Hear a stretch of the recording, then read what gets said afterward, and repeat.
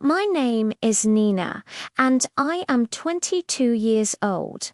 I live in New York City, where I work at a small coffee shop. My life follows the same quiet routine every single day. Wake up, go to work, come home, sleep. Nothing exciting.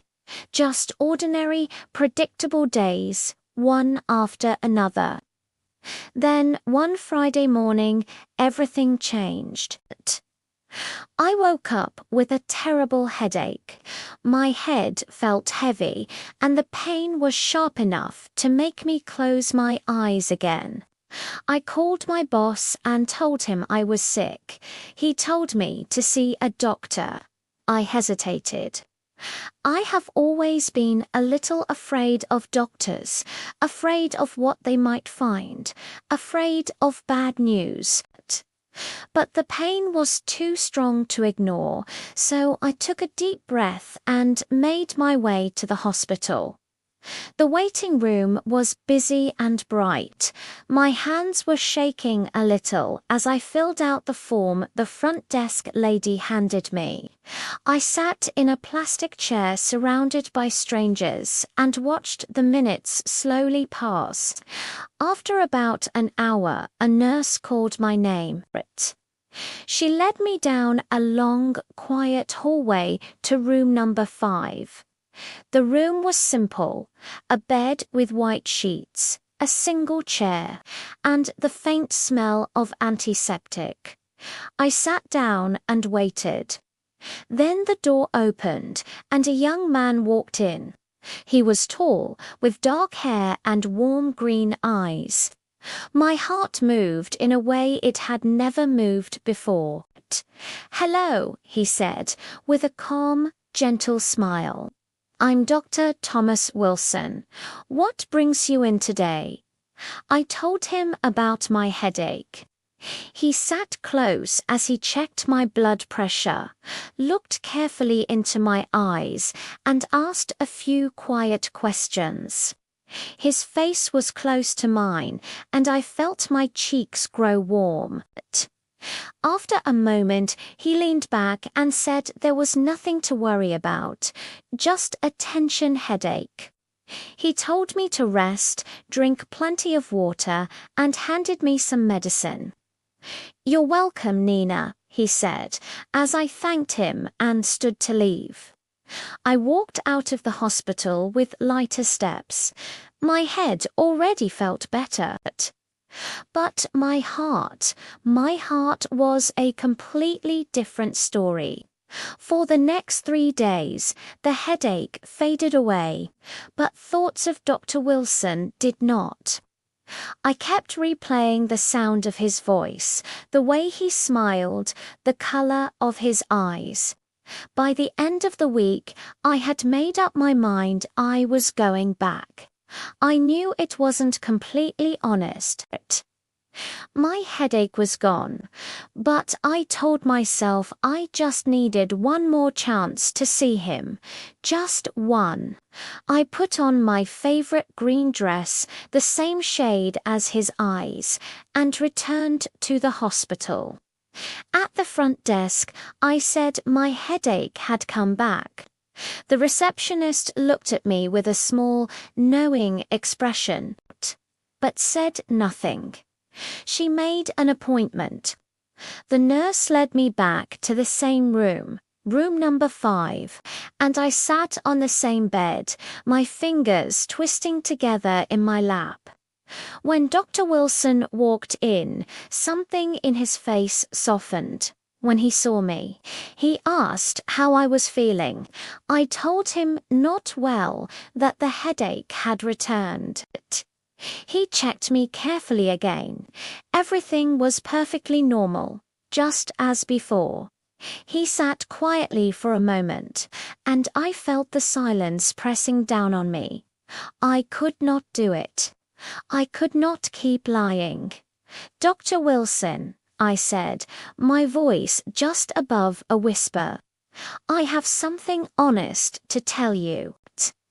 He looked at me steadily. "Go ahead." "My headache is actually gone," I said. It went away days ago. I felt my face burn with embarrassment. I came back because I wanted to see you again. There was a pause. A long, terrifying pause. I was certain he would ask me to leave. I was certain his expression would turn cold and professional. But instead, the corner of his mouth curved into a small, warm smile. "I'm glad you came back," he said quietly. I felt my whole body let out a breath I didn't realize I had been holding. Before I could lose my courage, I asked him if he would like to get coffee with me sometime. His eyebrows rose slightly. He looked surprised, and for one awful second I thought I had gone too far. I almost wanted to disappear into the floor. Then he said yes. That evening, we sat in a small cafe and talked for hours. He told me about his childhood, his family, the long years of medical school, and the dreams he still carried. I told him about my life, my little routines, my quiet wishes for something more. He was not only handsome, he was genuinely kind, quick to laugh, and easy to talk to. I did not want the night end. After that, we saw each other almost every day. We walked through the city, cooked simple dinners together, watched old films on rainy evenings. It felt natural, easy, and real, like we had always known each other and were only just now remembering it.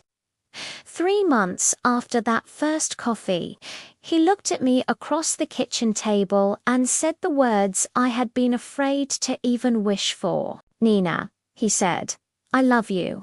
I think I have since the very first day." I laughed and my eyes filled with tears. And I told him I loved him too. 6 months later, he proposed. He chose room number 5, the same small room where we first met, where I had sat nervous and trembling and full of a feeling I didn't yet have words for. He got down on one knee on the clean white floor and asked me to marry him. I laughed and cried at the same time, and I said yes before he even finished the sentence.